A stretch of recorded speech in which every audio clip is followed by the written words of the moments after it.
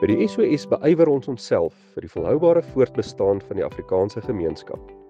Dit is slegs moontlik indien daar uitnemende Afrikaanse skole is. Aan die een kant moet ons seker maak dat ons openbare Afrikaanse skole beskerm en versterk word. En aan die ander kant moet ons gemeenskap in staat stel om self skole te vestig waar dit nodig is. Daarom wil die SOS graag hande vat en saam met elke Afrikaanse skool die pad na uitnemendheid stap, om te help verseker dat ons die standaard van opvoedkundige uitnemendheid deurlopend verbeter en die volhoubaarheid daarvan kan help verseker. Ek nooi jou en jou skool uit om as vernoot deel te word van die SOS se netwerk van skole.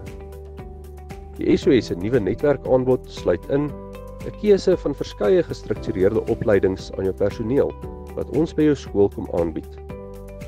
'n Impakstudie en terugvoer wat die gehalte van jou skool se opvoedkundige prosesse meet.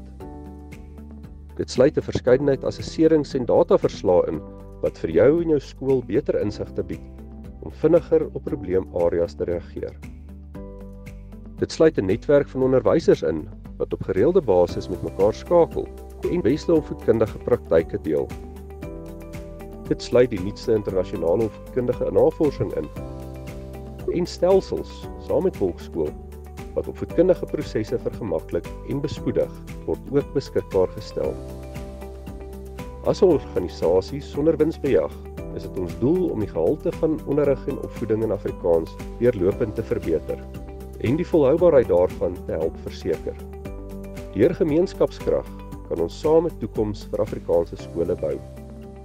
Ek nooi jou en jou skool uit om as vernoot, saam met verskeie ander Afrikaanse skole wat reeds deel is van die netwerk, deel te word van die SOS se netwerk van skole.